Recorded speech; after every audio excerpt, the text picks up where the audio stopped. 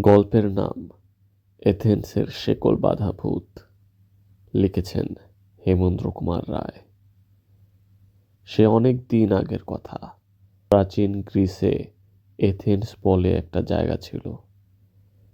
Athens কিছু অপরিচিত নাম নয়, সবারই এর নাম শুনেছে। সেই এথেন্সেরই একটা পাহাড় ঘেরা ছোট্ট গ্রামে একটা জঙ্গলের মধ্যে পুরনো একটা বাড়ি ছিল। বাড়িটা অবশ্য অনেক দিন ধরেই খালি পড়েছিল। একে তো নির্জন পাহাড়ি অঞ্চল, তার ওপর বন জঙ্গল দিয়ে ঘেরা পরিবেশ, তাই পরিত্যক্ত বলাই চলে। লোকজনও না থাকলে বাড়িটা কিন্তু খুব একটা ভাঙাচোরা অবস্থায় ছিল না। অর্থাৎ ইচ্ছে করলেই পরিষ্কার করে বা সামান্য সাজিয়ে গুছিয়ে নিলে লোক অনায়াসেই সেখানে বসবাস করতে পারত। আসলে সবাই কি আর লোকজনে ঠাসা ভিড়ে হই হট্টগোলের মধ্যে বাস করতে পছন্দ করে? অনেকেই নির্জন শান্ত পরিবেশে নিজের মতো করে থাকতে ভালোবাসে। কিন্তু আশ্চর্যের ব্যাপার, ওই বাড়িতে যে মালিক, সে কিন্তু হাজার চেষ্টা করেও অনেকদিন পর্যন্ত কাউকে এই কুঠিটা ভাড়া দিতে পারেনি। আসলে পাহাড়ের ওপর নির্জন জঙ্গলের মধ্যে অবস্থিত কুঠিটার বেশ বদনাম হয়ে গিয়েছিল। একবার এক শান্তিপ্রিয় ভদ্রলোক কুঠিটা দেখে লোভ সামলাতে পারেননি।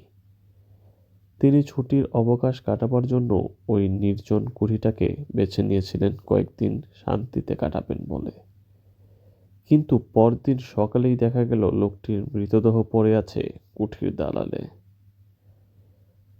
প্রথম প্রথম ব্যাপারটা নিয়ে তেমন কেউ মাথা ঘামায়নি, তবে যারা তার মৃতদেহ দেখেছিল তাদের মধ্যে কিন্তু কিছু সন্দেহ দানা পাকিয়েছিল। কারণ মৃত্যুর পরেও লোকটির চোখে মুখে একটা অস্বাভাবিক ভয় লেগেছিল, আর চোখ দুটো ঠেলে বেরিয়ে এসেছিল। কিন্তু পরে বেশ কিছুদিন পর আর একজন সৈনিক ধরনের লোক সেই বাড়িতে এসেছিল রাত কাটাতে। লোকটি ছিল অসম্ভব সাহসী। সেই লোকটি প্রাণে মরেনি ঠিকই, কিন্তু তার মুখ থেকে রাত্রের অভিজ্ঞতা যা শোনা গিয়েছিল তা ছিল রীতিমতো ভয়াবহ। খাওয়া দাওয়া সেরে রাত্রে সবে সে শুতে গিয়েছিল, এমন সময় সে হঠাৎ দেখতে পেল ছাই রঙের দাড়িওয়ালা চেহারার বিশাল এক বুড়ো হাতে পায়ে শেকল লাগানো অবস্থায় ঘুমন্ত সৈনিকের সামনে এসে দাঁড়িয়েছিল। তার মুখ থেকে কেমন এক ধরনের কো কো আওয়াজ বেরোচ্ছিল। সৈনিক পুরুষটি মারা যায়নি, কিন্তু অজ্ঞান হয়ে গিয়েছিল। পরদিন জ্ঞান ফিরে আসার সঙ্গে সঙ্গে সে সেই কুঠি ছেড়ে পালিয়ে এসেছিল। সৈনিকটির মুখে সব কথা শোনার পর সারা গ্রামে আতঙ্ক ছড়িয়ে পড়ল। এমনকি দিনের বেলাতেও আর কোনো সাহসী লোক ওই বাড়ির দিকে পা বাড়াতো না। লোকমুখে কথাটা ছড়িয়ে পড়ায় ভূতের বাড়ি বলে বাড়িটি আখ্যা পেল। কেউ আর সাহস করে ওই কুঠির ত্রিসীমানায় পা বাড়াতো না। কুঠির মালিক যে ছিল, সে লোকটি কুঠিটা ভাড়া দিয়ে নিজের সংসার চালাতো। কিন্তু যে মুহূর্তে ওই ধরনের একটা ভুতুড়ে প্রবাদ ছড়িয়ে পড়ল, তারপর থেকে আর কেউই কুঠিটা ভাড়া নিয়ে কয়েকদিন থাকার কথা ভাবতেও পারত না। ফলে হলো কি, কুঠিটা সবার কাছে ভূত কুঠি নামে পরিচিত হয়ে গেল। কেই বা সাধ করে নিজের প্রাণ বিসর্জন দিতে যাবে, শেষ পর্যন্ত বাধ্য হয়ে জলের দরে কুঠিটা বিক্রি করে দিতে চাইল কুঠির মালিক। কিন্তু কিনবে কে? শখ করে ভূতের হাতে প্রাণ খোয়াতে কেউ রাজি নয়। তবু একজন রাজি হলো। কুঠির মালিক একজন খদ্দের পেলেন। লোকটি ছিলেন তখনকার দিনে একজন নামকরা দার্শনিক। দার্শনিক মানুষেরা সাধারণত নির্জন জায়গায় থাকতেই ভালোবাসেন। তিনি যুক্তি এবং তর্ক দিয়েই সবকিছু বিচার বা বিশ্লেষণ করতে ভালোবাসেন। লোকমুখে কুঠিটার অপবাদের কথা তারও কানে এসেছে, কিন্তু দার্শনিক ভদ্রলোক মনে প্রাণে কোনো অলৌকিক ব্যাপারে বিশ্বাস করতে চাইতেন না। তিনি ভাবলেন বাড়িটায় গিয়ে তিনি উঠবেন। মানুষের মধ্যে ভূতের ভয়ের অযৌক্তিক সংস্কারকে উড়িয়ে দিতে চাইলেন। কুঠির মালিকের কাছে গিয়ে তিনি কুঠির কেনার বাসনা জানালেন। মালিক তো হাতের স্বর্গ পেলেন। তিনি ধরেই নিয়েছিলেন এমন ভুতুড়ে বাড়ি কোনোদিনও ভাড়া বা বিক্রি হবে না। তাই দার্শনিক ভদ্রলোকের প্রস্তাব শুনে মালিক আকাশ থেকে পড়লেন। বলে, কি এই বুড়ো, ভাড়া নয় একেবারে কিনতে চাইছেন? অত্যন্ত কম দামে তিনি সঙ্গে সঙ্গে কুঠিরটি বিক্রি করে হাফ ছাড়লেন। আগেই বলেছি, যুক্তি ছাড়া দার্শনিকরা চলে না। যা চোখে দেখা যায় না, হাত দিয়ে যাকে ছোঁয়া যায় না, অথবা অন্তর দিয়ে যাকে উপলব্ধি করা যায় না, তেমন কিছুতে তারা বিশ্বাস আসবে কেন? নিজের সব জিনিসপত্র নিয়ে গিয়ে উঠলেন সদ্য কেনা সেই বাড়িটায়। সারাদিন ধরে নিজের হাতে সব কিছু সাজালেন। নিজের হাতেই তাকে সব কিছু করতে হয়েছিল।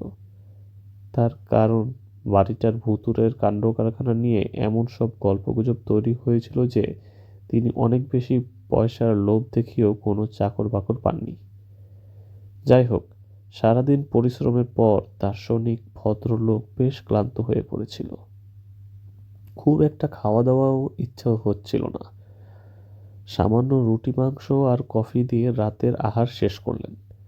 তারপর গিয়ে শুলেন তার ছোট্ট বিছানায়। মাথার কাছে বিশাল সেকেল ধরনের একটা জানালা ছিল, সেটাও খুলে রাখলেন গরমের দিন বলে। সন্ধে রাতের ফুরফুরে হাওয়া বইছিল। দেহ ছিল অত্যন্ত ক্লান্তি। বাতি নিভিয়ে শোবার সঙ্গে সঙ্গে দু চোখের পাতায় নেমে এলো রাজ্যের ঘুম। কতক্ষণ ঘুমিয়েছিলেন কে জানে। হঠাৎ একটা অদ্ভুত আওয়াজে আর অস্বস্তির মধ্যে তার ঘুমটা ভেঙে গেল। গভীর ঘুমে আচ্ছন্ন মানুষের হঠাৎ ঘুম ভেঙে গেলে সামান্য সময় লাগে প্রকৃতস্থ হতে। দার্শনিক ভদ্রলোকেরও সামান্য সময় লাগলো তিনি কোথায় আছেন, কেমনভাবে আছেন, এইটুকু বুঝতে। তারপর তার সব কিছু একে একে মনে পড়ে গেল। তার মনে পড়ল তিনি এসেছেন এক নতুন বাড়িতে, আর এই নতুন বাড়িতেই তার প্রথম রাত্রিবাস। কান খাড়া করে অদ্ভুত আওয়াজ আর অস্বস্তি তিনি বোঝার চেষ্টা করতে চাইলেন। মিনিট দুই তিন মরার মতো বিছানায় শুয়ে থেকে তিনি বুঝলেন আওয়াজটা অনেকটা শেকলের ঝনঝন আওয়াজের মতো, কিন্তু খুব স্পষ্ট নয়। কে যেন অনেক দূর থেকে শেকল টেনে টেনে আসছে। ধীরে ধীরে চোখ মেলে তাকালেন। জমাট অন্ধকার সারা ঘরে ছড়িয়ে আছে। মাথার কাছে জানালা দিয়ে কেবল আকাশটুকু দেখা যায়। অবশ্য সেই সময় আকাশটা আলাদা করে চেনা যাচ্ছিল না। আকাশের রং আর ঘরের রং এক হয়ে গিয়েছিল। দার্শনিক ভদ্রলোক কিন্তু চট করে বিছানা ছেড়ে উঠে বসলেন না। তিনি লক্ষ্য করতে চাইলেন ব্যাপারটা কি। আরও একটি জিনিস তিনি অনুভব করলেন, সমস্ত ঘরে বাতাস যেন স্তব্ধ হয়ে আছে। একটা দম বন্ধ করা গুমট পরিবেশ সৃষ্টি হয়েছে। অনেকটা সময় যখন এইভাবে কেটে গেল, আর জমাট বাঁধা অন্ধকারটা যখন ধীরে ধীরে সয়ে এলো, হঠাৎ তিনি আবিষ্কার করলেন হাতে পায়ে শেকল বাঁধা একটা অশরীরী হালকা ছায়ামূর্তি আস্তে আস্তে ভেসে উঠছে। হাত নেড়ে সেই ছায়ামূর্তিটা কি যেন বলতে চাইছে। মূর্তিটার দুটো চোখ আর মুখের হাত থেকে জ্বলন্ত আগুনের আভা ঠিকরে বেরোচ্ছে। দার্শনিক ভদ্রলোক ছিলেন প্রচণ্ড সাহসী। ভৌতিক কিছুতে তার তেমন বিশ্বাস বা সংস্কার কিছুই ছিল না। তবু ভয় না পেলেও একটা অদ্ভুত বিস্ময় তাকে কিছুক্ষণের জন্য আচ্ছন্ন করে রাখল। তিনি বুঝতে চাইলেন এটা কি, কোন ভয়ঙ্কর দানব নাকি কোনো অসৎ মানুষ ওইভাবে সাজগোজ করে তাকে ভয় দেখাতে চাইছে।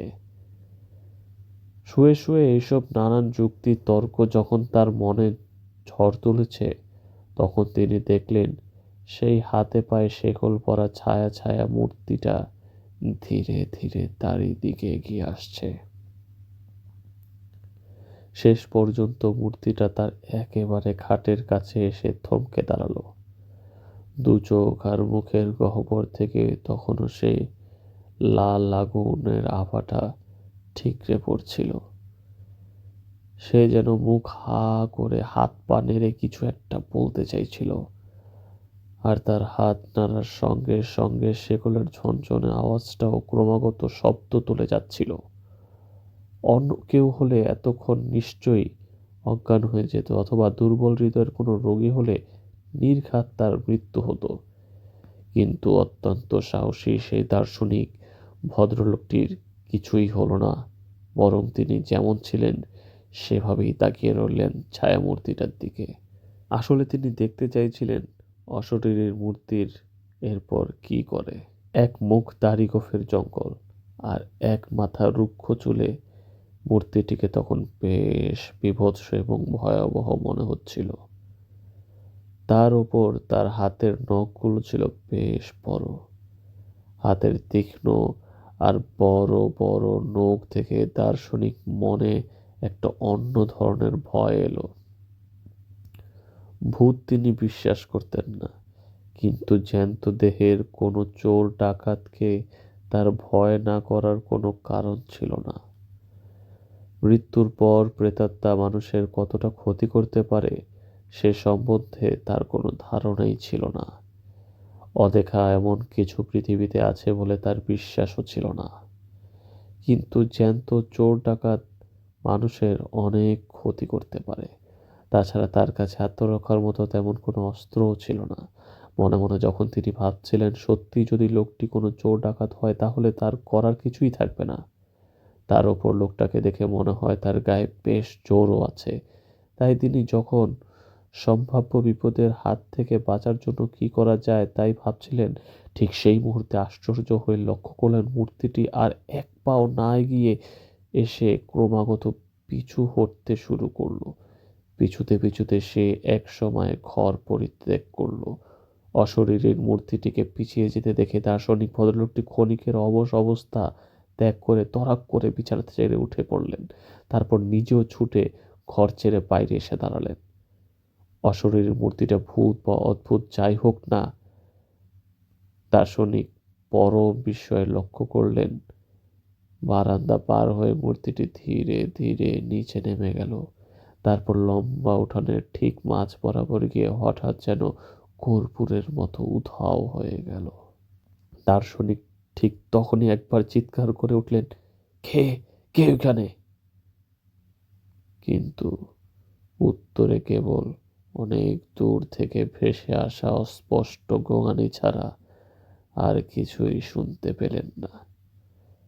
উঠোনের ঠিক যে জায়গায় মূর্তিটি অদৃশ্য হয়ে গিয়েছিল সেইখানে দাঁড়িয়ে অনেকক্ষণ গুম হয়ে কি যেন ভাবলেন।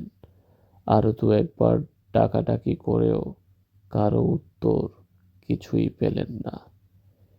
বিফল মনোরথে তিনি ঘরে গিয়ে শুয়ে পড়লেন। বাকি রাতটা এই অদ্ভুত ব্যাপারটি নিয়ে চিন্তা করতে করতে কাটিয়ে দিলেন। ভোরের আলো ফোটার সঙ্গে সঙ্গে গত রাত্রে ঠিক যে জায়গাটায় সেই মূর্তিটা অদৃশ্য হয়ে গিয়েছিল সেখানে এসে অনেক কিছু পর্যবেক্ষণের দৃষ্টিতে খুঁটিয়ে খুঁটিয়ে লক্ষ্য করতে থাকলেন। কিন্তু দিনের আলোয় কোনো কিছুই তার অস্বাভাবিক বলে মনে হলো না। পাহাড়ের টিলায় ওই বাড়িটি ছিল লোকালয় থেকে বেশ কিছু দূরে। লোকজন কেউ তেমন থাকতো না।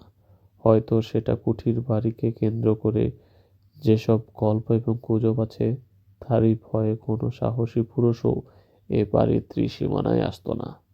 নির্বান্ধব এবং নির্জন বাড়িটায় দার্শনিক আবার তন্ময় হয়ে গেলেন তার নিজের কাজে।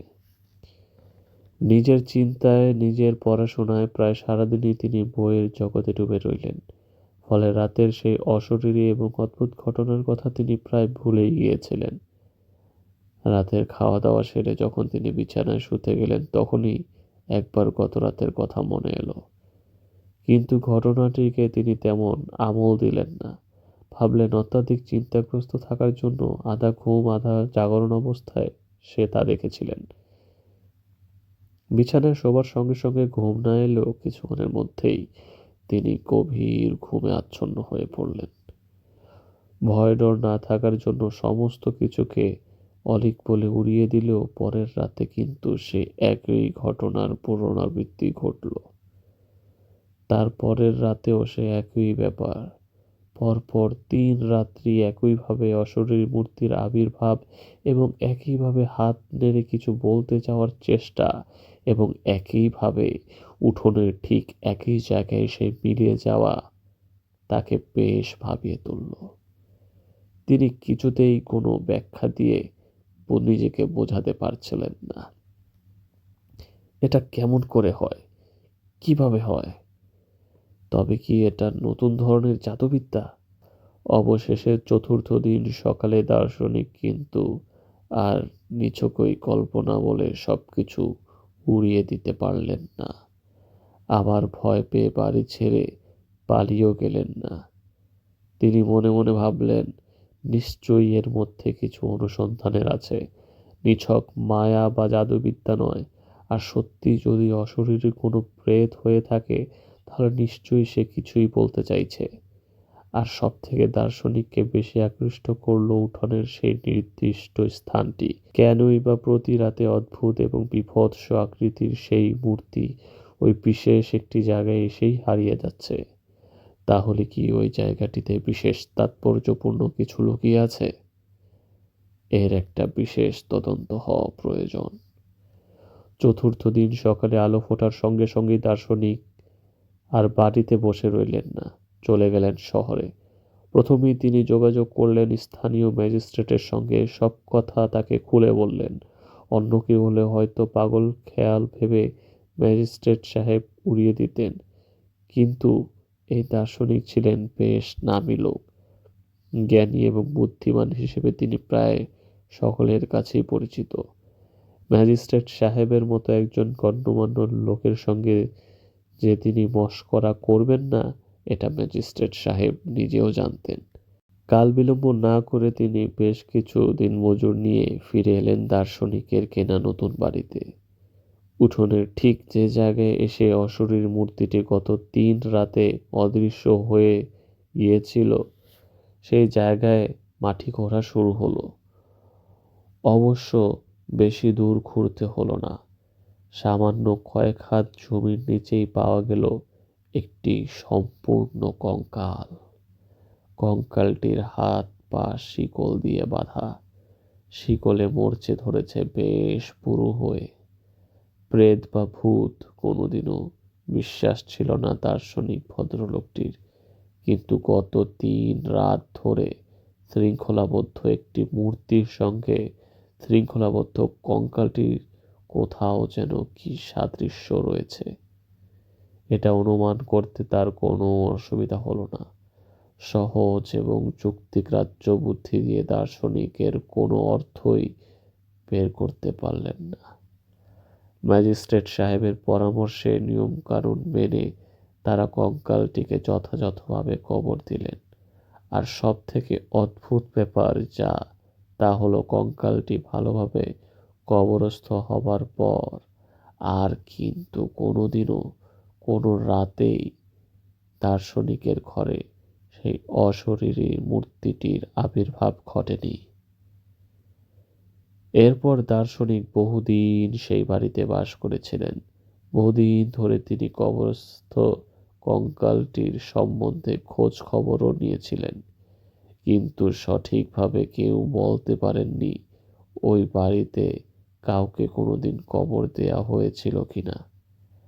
তবে ওই গ্রামের এক অতি বৃদ্ধ মুখে শোনা যেত অনেক অনেক দিন আগে এক বৃদ্ধ ক্রীতদাসকে সামান্য অপরাধের জন্য ওইভাবে হাতে পায়ে শেকল বেঁধে জীবন্ত কবর দেওয়া হয়েছিল। এই ঘটনার সত্য কি মিথ্যা তা জানার উপায় নেই, তবে দার্শনিক এটুক বুঝেছিলেন, মৃত্যুর পর আত্মার আসা যাওয়া থাকে, আর সেই আত্মা যদি অতৃপ্ত হয় তাহলে অশরীরী রূপ নিয়ে মানুষকে দেখা দিতে চায়, হয়তো বা তার অতৃপ্ত আত্মার তৃপ্তির পথ খোঁজে।